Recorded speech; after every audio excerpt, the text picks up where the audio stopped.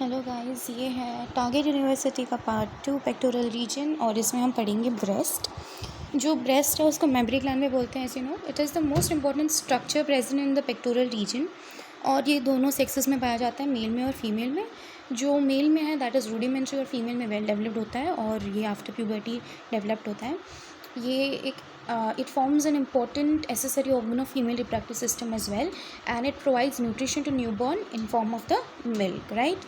अभी ब्रेस्ट को ये ग्रीन कलर में मैंने स्टिकी नोट चिपकाया है, that is breast is also called as modified sweat gland. Okay, now ये जो राइट में अगर आप सर्कल देखेंगे उसमें मैंने लिखा है intro, shape, extent of base, situation, structure और एक रह गया है दैट इज़ रिलेशंस।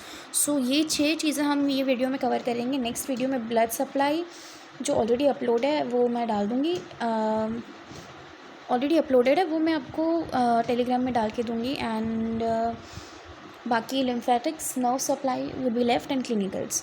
तो पहले ये ख़त्म करते हैं ये वीडियो में introduction, shape, extent of base, situation, relations और स्ट्रक्चर। तो शेप पे आते हैं। मोस्टली ये हेमिस्फीयर रहता है, कॉनिकल भी होता है, कभी कभी पायरिफॉर्म या फिर पेंडुलस या flat. So this are the basic shapes but the most common is hemisphere, right. The situation, तो ये सिचुएटेड होता है सुपरफिशियल फेशिया में ऑफ पेक्टोरल रीजन में। इसके 4 क्वाड्रेंट्स होते हैं, अपर medial, lower medial, upper lateral, lower lateral. So these are the quadrants as you can see in the diagram as well. अब ये जो एक कलर्ड वाला जो अपर लैटरल पार्ट से निकल रहा है वो क्या है? तो a small extension of upper lateral quadrant is also called as axillary tail of Spence which passes through an opening in deep fascia and lies in axilla. This opening is called as foramen of Langer. तो ये जो अपर lateral से एक extension आ रहा है अपर lateral quadrant से उसको बोलते हैं एक्सिलरी टेल ऑफ स्पेंस और ये पास करता है कहाँ पे? डीप फेशिया में और ये लाई करता है एक्सिला में।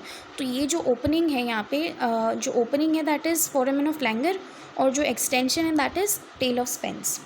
तो एक्सटेंट ऑफ बेस, ये हमारा जो बेस है वो कहाँ तक एक्सटेंड करता है? तो वर्टिकली अगर देखा जाए तो जो ब्रेस्ट है 2nd to 6th रिब्स के बीच में होती है और horizontally from lateral border of sternum to mid axillary line. अगर हम ये स्ट्रक्चर ऑफ इसमें देखेंगे तो ये 2nd रिब से लेके 6th रिब तक आपको दिख रहा है, that is the extent vertically और horizontally lateral border of sternum और मिड एक्सिलरी लाइन तक, राइट। तो अभी हम आ जाते हैं रिलेशंस पे। So breast is related to following. Breast lies on the deep fascia, pectoral fascia, which is covering the pectoralis major. अभी ये तो पता ही है। तो ये यहाँ पे डायग्राम में दिख रहा है, जैसे ये ब्रेस्ट डीप फेशिया है फिर पेक्टोरालिस मेजर है। तो क्या बोल रहा है, जो ब्रेस्ट है वो लाई करती है डीप फेशिया में covering the pectoralis major. Pectoralis major है उसको कौन कवर करे? डीप फेशिया, और उसके आगे क्या है? हमारा ब्रेस्ट है।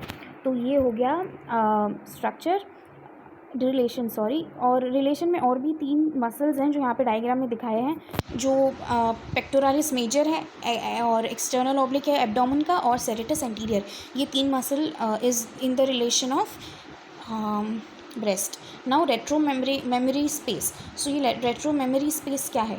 The breast separates from pectoral fascia by loose areolar tissue called as retro mammary space. Because of presence of areolar tissue normal breast is freely movable over pectoralis major and it is the site of breast implant. तो ये जो breast है वो हमारा pectoral fascia है या फिर deep fascia है, उससे सेपरेटेड होता है वाया एक लूज एरियोलर टिश्यू। तो ये जो एरियोलर टिश्यू है उससे और ये जो एरियोलर टिश्यू है जो ये स्पेस है जिससे दोनों सेपरेट हो रहे हैं that is retro mammary space. और यहाँ पे जो एरियोलर टिश्यू प्रेजेंट है उसकी वजह से जो हमारा ब्रेस्ट है that is freely movable over the pectoralis major muscle और this is only the site of breast implant. अगर हम ये स्ट्रक्चर ऑफ ब्रेस्ट देखेंगे हमें एक्सिलरी टेल ऑफ स्पेंस देखने मिलेगा, फोरामेन लिंगर देखने मिलेगा जो हम 4 क्वाड्रेंट्स की ऑलरेडी बात कर चुके हैं, फिर anterior axillary fold, posterior axillary fold, lateral border of sternum, nipple. So the structure of breast अगर हमें स्टडी करना ही है तो हम कैसे करेंगे? ब्रेस्ट को 3 पार्ट में डिवाइड करेंगे, स्किन, पेरेन्काइमा और स्ट्रोमा। जो पेरेन्काइमा है उसे हम मेमोरी ग्लैंड बोलते हैं ओवरऑल, तो ब्रेस्ट को ओवरऑल मेमोरी ग्लैंड बोल दिया है। सो जो पहले तो स्किन पे आएंगे, फिर स्टोमा पे जाएंगे, फिर पेरेन्काइमा। तो skin it covers the gland. Skin के 2 पार्ट्स हैं, निपल और एरियोला। तो ये जो स्किन जो है हमारी वहाँ पे जो फैट है that is absent, right.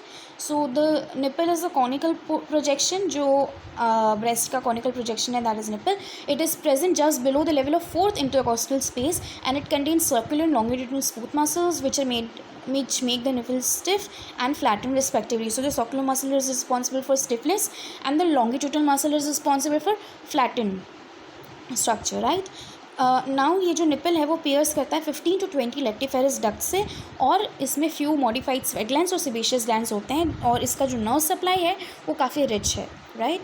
Now जो एरियोला है उस पर आ जाते हैं. एरियोला एक स्किन है जो सराउंड करती है बेस ऑफ निपल से निपल को, और ये जो एरियोला है वो पिगमेंटेड होता है और ये सर्कुलर एरिया बनाता है, और ये है एक रिच, ये किस में रिच है तो सेबेशियस मॉडिफाइड सेबेशियस ग्लैंड्स है उसमें रिच है, और ये आउटर बॉर्डर में बहुत सारी मॉडिफाइड सेबेशियस ग्लैंड्स मिलेंगे. और एक क्लिनिकल पोर्शन एरियोला के साथ जुड़ा हुआ है जिसका नाम है ट्यूबरकल ऑफ मॉन्टगोमरी. तो ये जो एरियोला होता है या फिर सेबेशियस ग्लैंड्स होती है एरियोला की, वो एनलार्ज हो जाते हैं during pregnancy and lactation to form it raised, and this is known as tubercles of Montgomery, right? जो एरियोला है उसका कलर डिफरेंट होता है according to complexion of women, और ड्यूरिंग प्रेगनेंसी एरियोला डार्कर हो जाता है, लार्ज हो जाता है, और एरियोला जो है वो प्रोड्यूस करता है oily secretion which lubricate areola and nipple, thus prevent from drying and cracking. तो ये बहुत सारे ऑयली सिक्रीशंस लुब्रिकेट करता है, प्रोड्यूस करता है जो लुब्रिकेट करता है एरियोला को और निपल को, और देयरफॉर ये जो निपल और एरियोला है वो ड्राई नहीं होता और क्रैक भी नहीं होता है. This is due to oily secretions. तो ये हमारा ख़त्म होता है स्किन का पार्ट, जहाँ पे हमने दो पार्ट देखा, nipple and areola. Now we are moving on to stroma. ये जो स्ट्रोमा है that forms strong supporting framework of gland. It is partly fibrous and partly fatty. तो ये जो फाइब्रस स्ट्रोमा है वो क्या फॉर्म करता है, ये एक सेप्टा फॉर्म करता है विच इज़ कनेक्टिव टिश्यू का जो फाइब्रस फॉर्म है, तो ये एक सेप्टा बनाता है called as suspensory ligament of Cooper which anchors the skin and the gland to the deep fascia. और जो फैटी स्ट्रोमा होता है वो मेन बल्क फॉर्म करता है ग्लैंड का, और ये डिस्ट्रीब्यूट होता है all over the breast except the nipple and areola. जिससे मैंने पहले ही बोला कि फैट प्रेजेंट नहीं होता निपल और एरियोला में, राइट? नाउ ये जो सस्पेंसरी लिगामेंट ऑफ कूपर है that is arrange in a radial fashion, और ये क्या करता है जो हमारा ब्रेस्ट है उसका प्रोट्रूबरेंस जो है वो मेंटेन करता है, और ये जो है उसकी एट्रोपी की वजह से एजिंग के टाइम ये जो ब्रेस्ट है वो पेंडुलस हो जाता है ओल्ड एज में.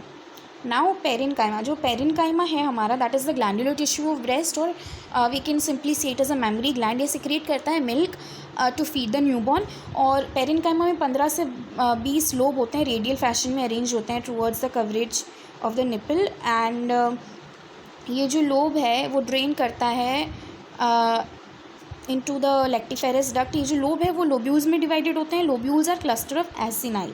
तो ये डायग्राम में आपको दिखेगा जो लोब है, लोब्यूल्स हैं, lobe as in mammary lobe.